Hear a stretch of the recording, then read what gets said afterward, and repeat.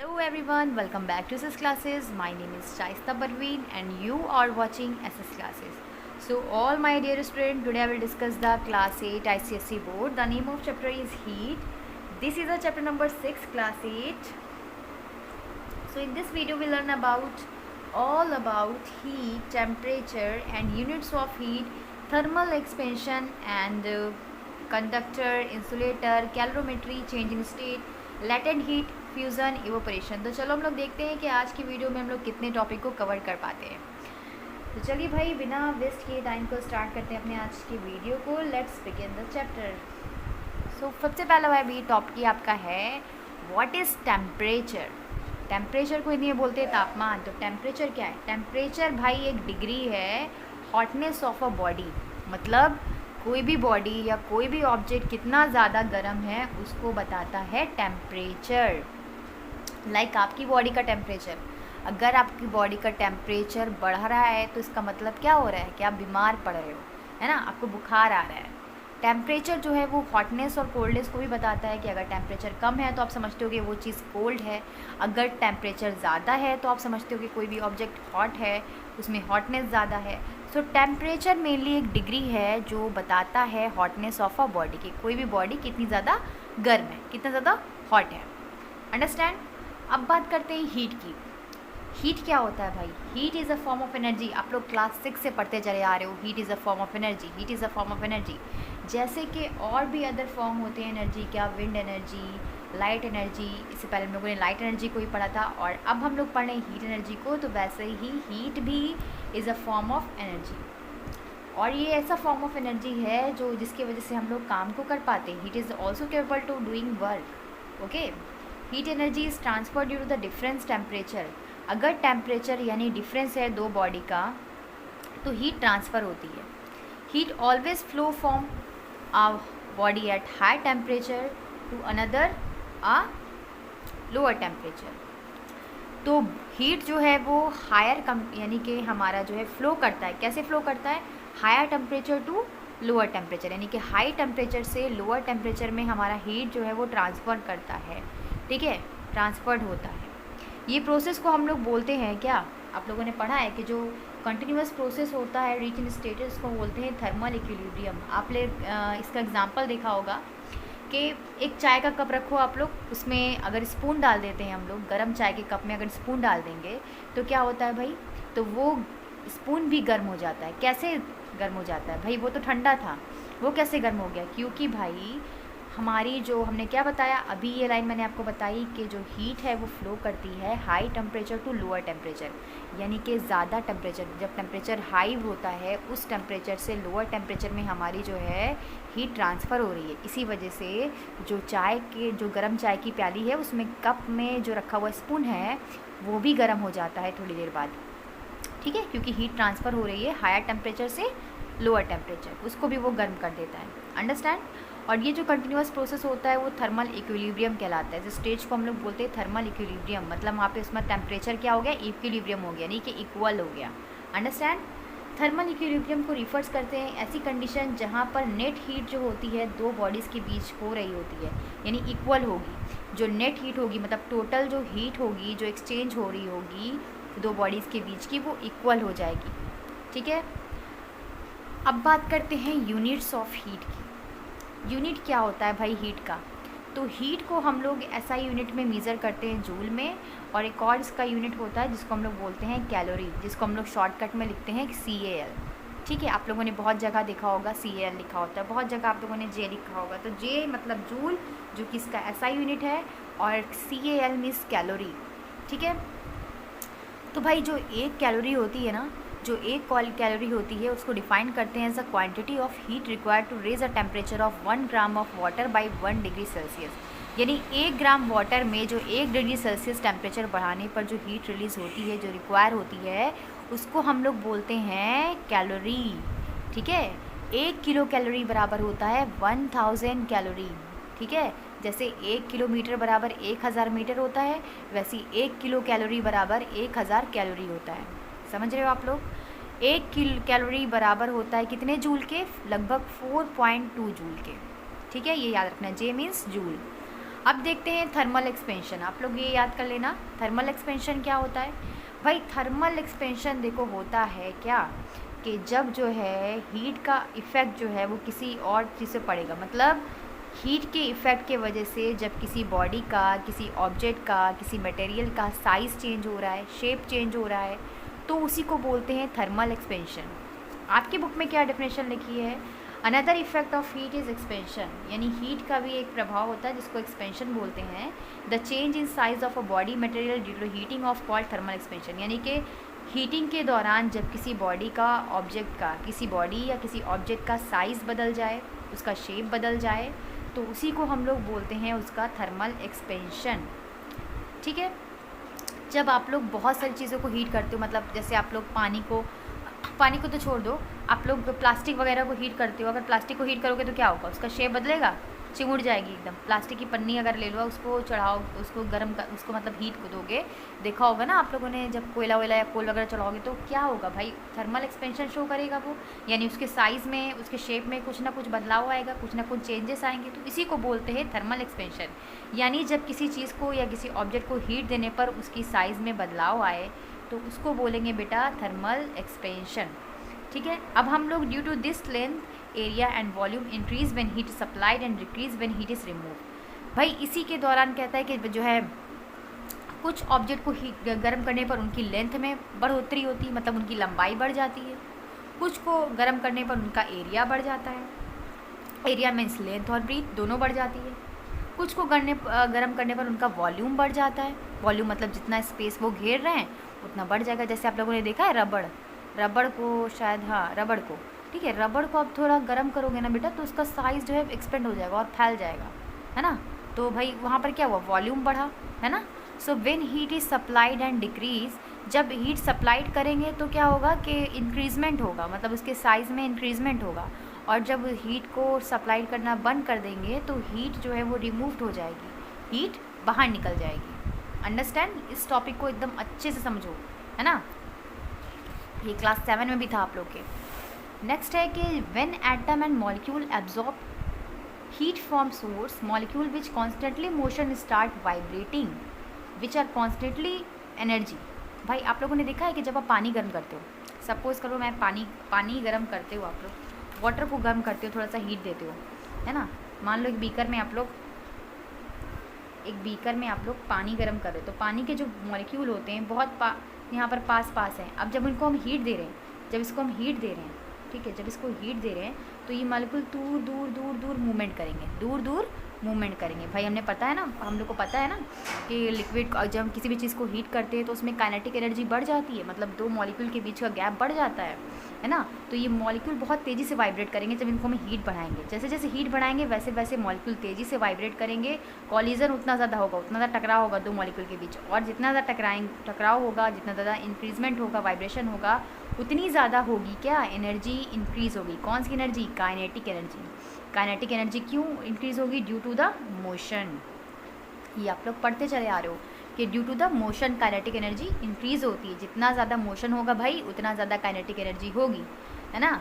So they require more space vibrate to object spend. तो इनको भाई जब जैसे जैसे हीट करेंगे वैसे वैसे मॉलिक्यूल दूर होंगे, अब इनको जगह ज़्यादा चाहिए फैलने के लिए, है ना। तो सॉलिड एक्सपेंड करते हैं least, gases are most. Solid जो है वो एक्सपेंड करते हैं सबसे कम फैलते हैं, और गैसेस सबसे ज़्यादा जो है फैलती हैं हीट देने पर। जितने भी सॉलिड होते हैं, लिक्विड होते हैं, गैसेस होती हैं, वो एक्सपेंड करती हैं, मतलब फैलती हैं, ठीक है, हीट देने पर। और कॉन्ट्रैक्ट करती हैं सिकुड़ती हैं ठंडा करने पर। मतलब अब उनको हीट देंगे हम तो क्या होंगी, वो फैलेंगी, और उनको अगर हम लोग ठंडा कर देंगे, यानी ठंडा हो जाएंगी वो लोग, तो कूल हो जाएंगी वो लोग, कूलिंग प्रोसेस होगा तो कॉन्ट्रैक्ट करेंगी, सिकुड़ेंगी, ठीक है। अब यहाँ पर 3 वेज हैं जिसमें हम लोग कैटेगराइज पढ़ेंगे थर्मल एक्सपेंशन के बारे में। थर्मल एक्सपेंशन भी कौन कौन से एक्सपेंशन पढ़ेंगे हम लोग, पहला पढ़ेंगे हम लोग लीनियर एक्सपेंशन, दूसरा पढ़ेंगे हम लोग सुपरफिशियल एक्सपेंशन, तीसरा पढ़ेंगे हम लोग क्यूबिकल एक्सपेंशन। एंड यहाँ पर हम लोग बारी बारी से length, area and volume of substance को इंक्रीज़ होते हुए देखेंगे। तो सबसे पहले हम लोग बात करेंगे लीनियर एक्सपेंशन। लीनियर एक्सपेंशन क्या होता है भाई, लीनियर एक्सपेंशन मीन्स जब किसी ऑब्जेक्ट को हीट करने पर उसकी लेंथ बढ़ जाए, ठीक है। मान लो ये वायर था, ये वायर था, ठीक है, ये तार था, इसकी लेंथ 2 मीटर थी, है ना। और जब हमने इसको हीट किया, जब हमने क्या किया, इसको हीट किया, तो ये बढ़ गया। ये कितना बढ़ गया भाई, 3 मीटर। मैं समझाने के लिए सिर्फ बता रही हूँ, ठीक है, 3 मीटर बढ़ गया, ठीक है। तो इसकी क्या बढ़ी, इसकी लेंथ बढ़ी। क्या बढ़ी, इसकी लेंथ बढ़ी। तो जब किसी ऑब्जेक्ट को हीट करने पर उसकी लेंथ इंक्रीज़ होगी, उसकी लेंथ बढ़ेगी, तो ऐसे एक्सपेंशन को हम लोग बोलेंगे linear expansion. Understand. Linear expansion refers to increase in length when a solid is heated. जब हम किसी सॉलिड को हीट करते हैं और उसके लेंथ में चेंज होता है, यानी लेंथ उसकी बढ़ जाती है, इंक्रीज होती है, that is called linear expansion. When a solid form rod, मान लो वो रॉड ले लिया या कोई वायर ले लिया, जब उसको हीट करोगे तो लीनियर एक्सपेंशन होगा, यानी कि उसकी लेंथ इंक्रीज़ करेगी, उसकी लंबाई क्या होगी भाई, इंक्रीज़ करेगी। Is effective. Increase in length of metal rod is heating depend on the following 3 factor. अब ये जो मेटल की रॉड है उसको हम लोग हीट करेंगे, वो 3 फैक्टर पे डिपेंड करता है। वो कौन से 3 फैक्टर हैं? सबसे पहला है कि original length of rod. Original length कितनी है रॉड की, मैंने यहाँ पर सपोज़ किया कि 2 मीटर लेंथ थी। इंक्रीज इन टेम्परेचर, टेम्परेचर को बढ़ाया, मतलब जितना ज़्यादा टेम्परेचर बढ़ाओगे उतना ज़्यादा उसका इंक्रीजमेंट होगा लेंथ का। फिर है मटेरियल ऑफ रॉड, कौन सा रॉड ले रहे हो आप लोग, कॉपर का ले रहे हो, लाइक आप लोग आयरन ले रहे हो, लाइक आप लोग प्लास्टिक ले रहे हो, कुछ भी, ठीक है। सबसे पहली बात करते हैं original length of the rod. तो अगर सपोज करो if we heat 2 rod same metal, अगर हम लोग 2 रॉड लेते हैं जो सेम मेटल के हों, मतलब सेम मेटल के मीन्स दोनों ही आयरन के हों या दोनों ही कॉपर के हों, अंडरस्टैंड। तो यहाँ पर कह रहा है कि 1 शॉर्ट एंड अदर लॉन्ग, और एक छोटा हो और एक बड़ा हो, लेंथ दोनों की अलग अलग हो, एक छोटा रॉड हो एक बड़ा रॉड हो, और सेम टेम्परेचर उनको दे अगर हम लोग, तो वी विल फाइंड, तो हम देखेंगे कि जो लंबा रॉड है वो ज़्यादा एक्सपेंड करेगा in comparison to short rod. जो छोटा रॉड है वो कम एक्सपेंड करेगा। That means longer rod is greater is increase in length. Means कि लॉन्गर रोड जो है, जो मतलब जिसका जो रॉड जो है वो लंबा ज़्यादा है, उसका इंक्रीजमेंट, उसका लेंथ उतना ही ज़्यादा इंक्रीज़ करेगा in comparison to shorter rod. Understand, समझ रहे हो आप लोग। दूसरी चीज़ है इंक्रीज़ इन टेम्परेचर। भाई इसमें क्या कह रहा है कि if we heat 2 identical rod, अगर हम 2 आइडेंटिकल रॉड को हीट करेंगे जो कि सेम मेटल के होंगे और सेम लेंथ के होंगे, मतलब अब यहाँ पे लेंथ भी सेम कर दी है और यहाँ पर मेटल भी सेम कर दिया, दोनों को आयरन मान लो, सपोज कर लो। अगर एक को हायर टेम्परेचर दे than other, we find that rod heat is higher temperature expand more. मतलब जिसको ज़्यादा टेम्परेचर बढ़ा देंगे, मान लो एक को 2000 टेम्परेचर दे रहे हैं और एक को 3000, तो जिसको 3000 टेम्परेचर दे रहे हैं उसका साइज़ ज़्यादा बढ़ेगा, रॉड हीटेज इज़ लेसर। और जिसको कम टेम्परेचर देंगे वो कम उसका जो है साइज़ बढ़ेगा। मीन्स क्या है इसका, इंक्रीज़ इन टेम्परेचर, टेम्परेचर को बढ़ाने पर जो रॉड है उसकी लेंथ भी इंक्रीज़ करेगी, ठीक है। तो रॉड की लेंथ पे भी क्या पड़ेगा, इफेक्ट पड़ेगा। अंडरस्टैंड। फिर है मटेरियल ऑफ रॉड। अब यहाँ पर हम लोग मटेरियल देख रहे हैं, तो यहाँ पर 2 रॉड लिए गए हैं, सेम लेंथ के हैं, लेकिन एक कॉपर का रॉड है, यहाँ पर मटेरियल अलग कर दिया गया है। एक कॉपर का रॉड लिया गया है और दूसरा आयरन का रॉड लिया गया है, और सेम टेम्परेचर दोनों को दिया जा रहा है। मान लो दोनों को 2000 टेम्परेचर दिया जा रहा है, तो हम क्या देखेंगे कि कॉपर का रॉड जो होगा वो एक्सपेंड करेगा ज़्यादा in comparison to iron rod. भाई अगर हम लोग एक कॉपर का रॉड लें और एक आयरन का रॉड लें, उन दोनों की लेंथ भी सेम हो और टेम्परेचर भी उनको हम लोग सेम दे, तो हम लोग देखेंगे कि जो कॉपर का रॉड है वो ज़्यादा एक्सपेंड करेगा in comparison to iron rod.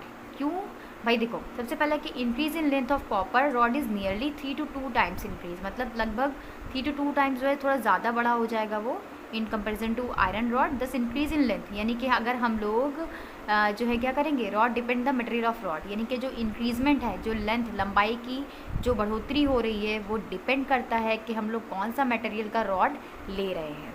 Means यहाँ पर अगर हम लोग जो है यहाँ पर, क्योंकि भाई जो कॉपर होता है वो जल्दी हीट पकड़ लेता है, और जो आयरन होता है उसको गर्म होने में टाइम लगता है, तो यहाँ पर टेम्परेचर का भी इफेक्ट पड़ रहा है और मटेरियल का भी इफेक्ट पड़ रहा है। अंडरस्टैंड।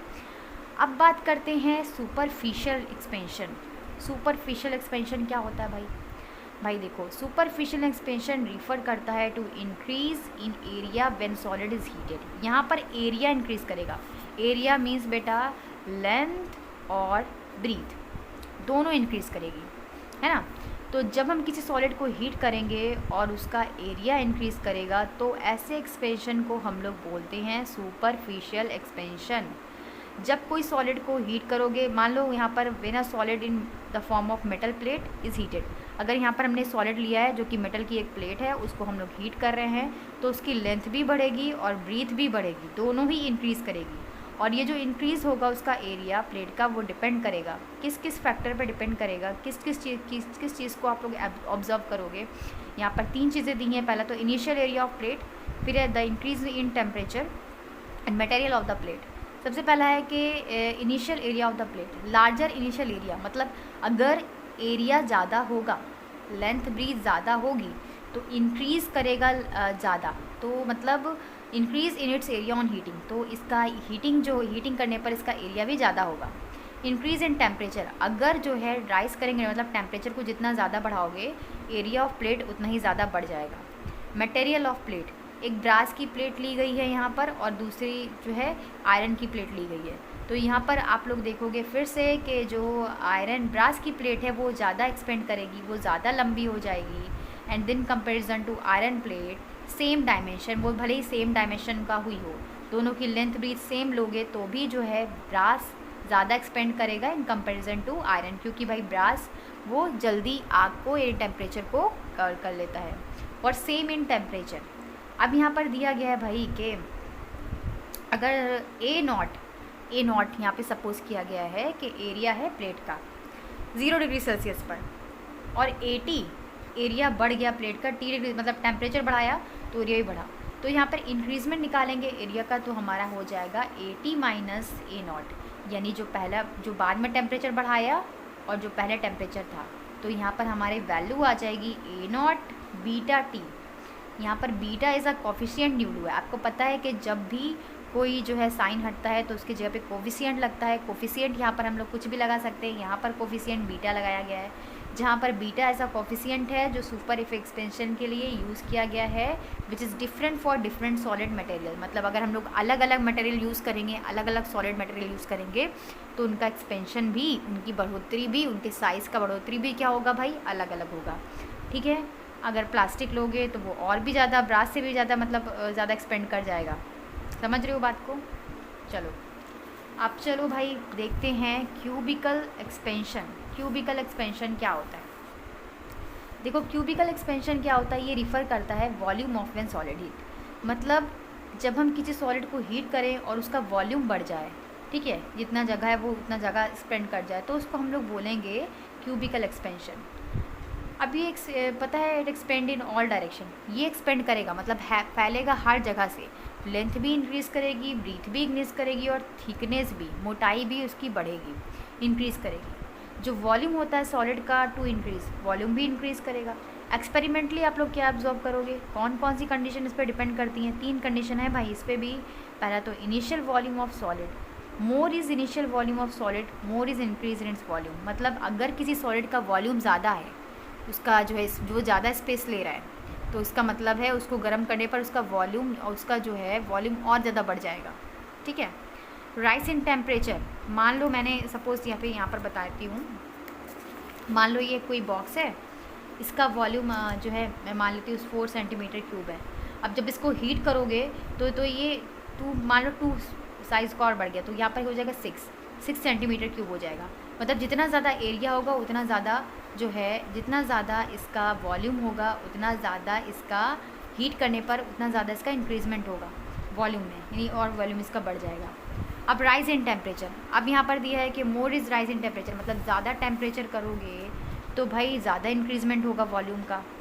फिर है तीसरा मटेरियल ऑफ सॉलिड, सॉलिड का मटेरियल कौन सा डिपेंड कर रहा है यहाँ पर, कि brass ball in increase in volume of more than iron ball. अगर आप एक ब्रास की बॉल ले लो और एक आप लोग आयरन की बॉल ले लो, और दोनों को आप लोग हीट करो सेम टेम्परेचर पे, तो आप लोग देखोगे कि जो ब्रास की बॉल है उसका रेडियस ज़्यादा इंक्रीज़ करेगा in comparison to iron ball, क्योंकि भाई उसको टेम्परेचर थोड़ा और ज़्यादा चाहिए होगा। यहाँ पर सपोज़ किया गया है कि अगर V नॉट, यहाँ पे वॉल्यूम के लिए V लिया गया बेटा, V नॉट वॉल्यूम होता है किसी सॉलिड का 0 डिग्री सेल्सियस पर, और अगर टेम्परेचर को मतलब उसके V टाइम बाद उसका वॉल्यूम टेम्परेचर का T डिग्री सेल्सियस हो जाए, तो उसका वॉल्यूम निकालना होगा हमें। तो हम लोग क्या निकालेंगे, हमेशा बताती हूँ कि ज़्यादा में से कम वाले को घटाओगे तो VT minus V not equal to V lambda, इसको हम लोग बोलते हैं लैम्डा टी। ठीक है। यहाँ पर lambda as a coefficient use किया गया है, जैसा कि यहाँ पर बीटा यूज़ किया गया था, वैसे यहाँ पर lambda as a coefficient use किया गया है, जहाँ पर lambda is called as a coefficient of cubical expansion of a solid in different material, यानी डिफरेंट मटेरियल के लिए डिफरेंट कोफिशिएंट यूज़ किया जाएगा। ठीक है, चलो भाई, कोफिशिएंट नहीं, डिफरेंट मटेरियल के लिए डिफरेंट एक्सपेंशन होगा। अब यहाँ पे relationship between the alpha beta and gamma, alpha beta gamma में क्या एक्सपेंशन है भाई, क्या इसमें रिलेशनशिप है।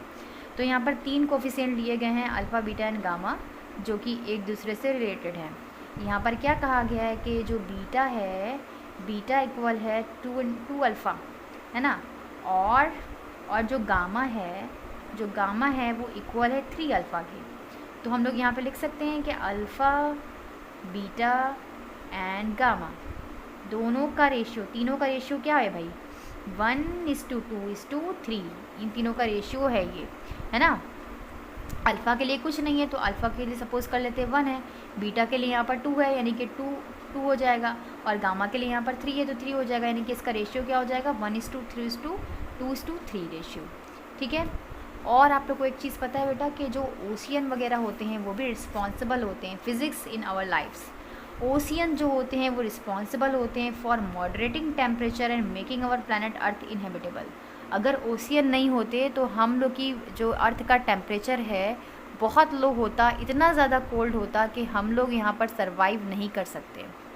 सो ocean as a responsible, ocean जो है उसी की वजह से हम लोग की जो प्लानट का टेम्परेचर है वो मेंटेन है, जिसकी वजह से हम लोग अर्थ पर सरफेस पर रह पा रहे हैं। आप लोग को पता है कि मैमल्स एंड बर्ड्स जो हैं उनकी बॉडी का टेम्परेचर चेंज नहीं होता है according to the surrounding temperature. So इसी वजह से वो जाड़े में जो है कांपते हैं और गर्मी में उनकी बॉडी से पसीना निकलता है, स्वीट ग्लैंड प्रेजेंट होती है उनके अंदर। फिर है तीसरी चीज़ कि कोल्ड ब्लडेड रेप्टाइल्स, जो कोल्ड ब्लडेड रेप्टाइल्स होते हैं उनकी बॉडी का टेम्परेचर जो है वो चेंज होता है अकॉर्डिंग टू देयर सराउंडिंग, मतलब अपनी बॉडी का टेम्परेचर वो लोग चेंज कर सकते हैं सराउंडिंग के दौरान, सराउंडिंग के जैसे टेम्परेचर जो है इन्वायरमेंट का चेंज होगा तो वो अपनी बॉडी का टेम्परेचर भी चेंज कर सकते हैं। सो ये क्या करते हैं, ज़्यादा एक्टिव होते हैं समर में, यानी गर्मी में ज़्यादा एक्टिव होते हैं, और बिकम स्लोअर और हाइबरनेट इन विंटर। जाड़े के समय आप लोग को ये जो एनिमल्स होंगे cold blooded animals like reptiles में, वो आप लोग को कम एक्टिव दिखाई देंगे। ऐसा आप लोगों ने छिपकली को देखा होगा, छिपकली केस में देखा होगा, छिपकली गर्मी में बहुत दिखाई देती है, बट जैसा जैसा जाड़ा आएगा ना, देखना वो पंखों के अंदर, पंखों के नीचे कंडीशन में या कहीं भी छुप जाती है, क्योंकि भाई वो भी कोल्ड ब्लडेड है ना। तो इसी वजह से वो विंटर में हाइबरनेट हो जाती है, यानी कि इनएक्टिव हो जाती है, सुप्त अवस्था में चली जाती है। तो आज के लिए इतना ही, वीडियो बहुत लंबी हो जाएगी। वीडियो अच्छी लगी हो तो लाइक कीजिएगा और अपने फ्रेंड के साथ ज़रूर शेयर कीजिएगा और चैनल को सब्सक्राइब कीजिएगा और बहुत सारा प्यार दीजिएगा अपना, ताकि आपके लिए एसएस क्लासेस हमेशा वीडियो बनाता रहे। Thank you, keep watching.